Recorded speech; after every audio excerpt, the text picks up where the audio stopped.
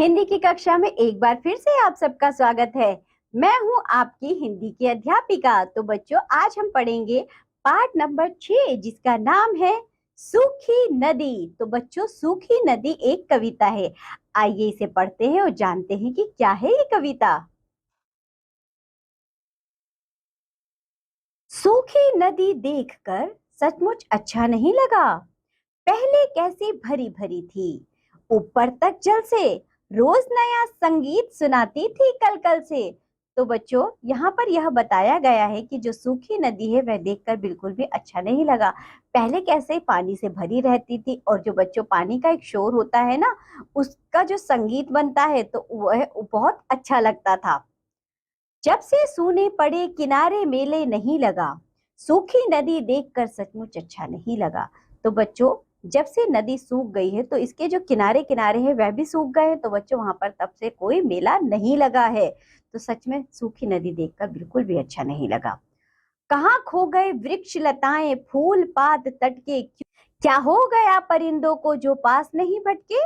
तो बच्चों, जब नदी सूख गई है तो उसके आसपास लगे जो वृक्ष थे, यानी कि जो पेड़ थे, जो लताएं थी, जो ऐसे बच्चों टहनियां निकल आती है ना, जो फूल थे, जो पात थे, जो तट थे, वह सारे किनारे जो है सूख गए। तो बच्चों, क्या हो गया परिंदों को, यानी कि अब तो पक्षी भी नहीं आते, सारे पेड़ पौधे भी सूख गए हैं, कोई बास नहीं भटकता है।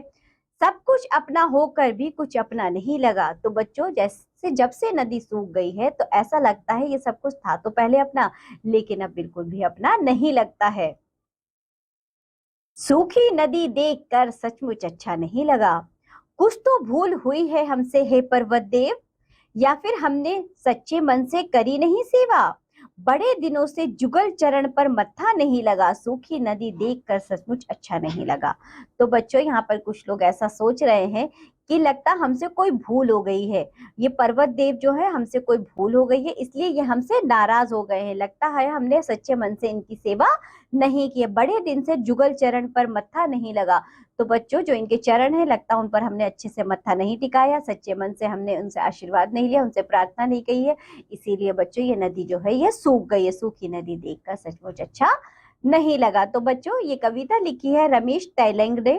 किसने लिखी है बच्चों? रमेश तैलंग ने।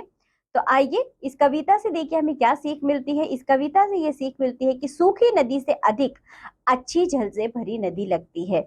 तो बच्चों, सूखी नदी किसे अच्छी लगेगी? सूखी नदी, नदी का मतलब ही होता है नदी में पानी, तभी तो वह नदी कहलाएगी। बच्चों, जब नदी में पानी नहीं रहा, नदी सूख गई, तो वो बिल्कुल भी अच्छी नहीं लगती है। नदी हमेशा बच्चों पानी से भरी हुई ही अच्छी लगती है। जैसे जैसे बच्चों नदी सूखी तो उसके आसपास का जो वातावरण था वह भी बदल गया। पेड़ सूखने लगे, वहां के बच्चों वृक्ष बिल्कुल भी हरे नहीं रहे, जो लताएं थी वह नहीं रही, जो परिंदे आते थे पानी पीने के लिए वो नहीं रहे। बच्चों, जो आसपास मेला लगता था, जो चहल पहल रहती थी, जो बच्चे भी जाते होंगे, कुछ बड़े भी जाते होंगे बच्चों नदी के पास, तो वह सब लोग नहीं थे, तो बिल्कुल भी अच्छा नहीं लग रहा था। नदी के बारे में कहा जा रहा है कि सूखी नदी देखकर बिल्कुल भी अच्छा नहीं लगा। तो चलिए बच्चों, आज की कविता में इतना ही। यहाँ देखो नीचे कुछ शब्दार्थ दिए गए हैं, वो आप खुद से करेंगे। इस पाठ से संबंधित देखो बच्चों, हमें क्या दिया गया है? अभ्यास कार्य, इसे हम करते हैं। उच्चारण अभ्यास, प्रोनाउंसिएशन प्रैक्टिस। मत्था, लताएं, संगीत, परिंदों, किनारे, मेला, नदी। मौखिक यानी कि ओरल एक्सप्रेशन देखो। निम्नलिखित प्रश्नों के उत्तर दीजिए। किसे सूखी नदी देखकर अच्छा नहीं लगा? तो बच्चों, लोगों को सूखी नदी देखकर अच्छा नहीं लगा।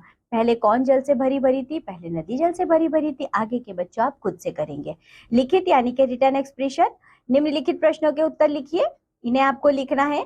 कभी पहले नदी को किस रूप में पाता था? कभी पहले नदी को बच्चों पानी से भरा पूरा पाता था। नदी के तट पर मेला क्यों नहीं लग पाया? क्योंकि नदी सूख गई है। आगे के प्रश्न उत्तर आप खुद से करेंगे। भारतीय नदियां अपना पूर्व सौंदर्य खो चुकी हैं, उनके वास्तविक सौंदर्य को लौटाने के लिए क्या करना होगा? पता करके 3 वाक्य लिखिए। Right sentences. बच्चों देखो, भारतीय नदियां अपना पूर्व सौंदर्य, इसका कहने का अर्थ यह है कि बच्चों, जो हमारे देश की नदियां थी वह पहले किसी और रूप में थी, वह अपना वास्तविक यानी कि जो उनका सही अर्थ में जो बच्चों इनका रूप था वह खो चुका है। अब बच्चों नदियां कैसी हो गई है? पहले नदियां बच्चों निर्मल जल से भरी रहती थी, उनका जल बहुत स्वच्छ होता था, उसे हम बहुत पी सकते, बच्चों आराम से उसे हम पीते थे और उससे सभी कार्य करते थे। उसका जल बच्चों बहुत ही स्वच्छ और पवित्र था, शुद्ध था। लेकिन आजकल नदियों का जल बच्चों बहुत ही दूषित हो चुका है, जिसे जो कि पीने के योग्य नहीं रहा है। तो बच्चों ऐसे जल को, ऐसी नदियों को हमें अपने वास्तविक रूप में पहुंचाने के लिए क्या करना होगा, उस कार्य को आप यहाँ पर सोचेंगे कि हम क्या कर सकते हैं। तो उसके बारे में आप यहाँ पर 2 पंक्तियां लिखेंगे, ठीक है। खुद से आपके दिमाग में बच्चों जो भी आइडिया आएगा नदियों को साफ सुथरा करने के लिए, आप उस आइडियाज को यहाँ पर लिखेंगे, ठीक है। तो चलिए आगे बढ़ते हैं। चित्र पहचान कर नाम लिखिए। यहाँ देखो बच्चों, बच्चे इस चित्र को पहचानो पहले, ये क्या समझ में आ रहा है? जो पहला चित्र है वो आपको क्या समझ में आ रहा है? सूखी नदी, क्योंकि बच्चों नदी का जैसा तो कुछ दिख रहा है लेकिन इसमें पानी तो नहीं है। सूखी नदी, ये क्या है बच्चों? ये प्रॉपर नदी है, तो ये जल से भरपूर नदी है। और ये क्या है बच्चों? देखो इस नदी में ना क्या क्या है बच्चों, कुछ सामान तैर रहा है, तो ये ऐसा लग रहा है कि जैसे बाढ़ आ गई हो, ठीक है। तो चलिए अब आगे बढ़ते हैं। सही उत्तर पर सही का निशान लगाइए। नदी अपनी मधुर ध्वनि से सुनाया करती है, क्या सुनाया करती है बच्चों? संगीत। नदी पहले कैसी दिखाई देती थी? भरी भरी। कभी नदी के तट पर क्या नहीं देखता है? मेला। कुछ वर्षों पहले नदियों में पहले कैसा जल पाया जाता था? स्वच्छ जल। पाठ से संबंधित भाषा ज्ञान यानी कि लैंग्वेज स्टडी निम्नलिखित के 2-2 पर्यायवाची लिखिए। जल, तो बच्चों जल का आप लिख सकते हैं पानी और नीर, ठीक है। इसी तरह फूल, फूल का बच्चों आप लिख सकते हैं क्या? कुसुम और पुष्पा। आगे के बच्चों आप खुद से करेंगे। सोचिए, समझिए और नए शब्द लिखिए, बनाइए। सोचिए, समझिए और नए शब्द बनाइए। जैसे बच्चों नौ, ना के साथ दी जोड़ देंगे तो नदी, दी के साथ दी जोड़ देंगे दीदी। आगे के आप खुद से करेंगे।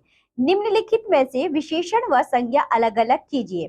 किसी प्राणी, वस्तु, स्थान, जाति, दशा आदि का नाम बताने वाले शब्द को संज्ञा कहते हैं, जैसे कि राम और नदी। तो बच्चों विशेषण किसे कहते हैं?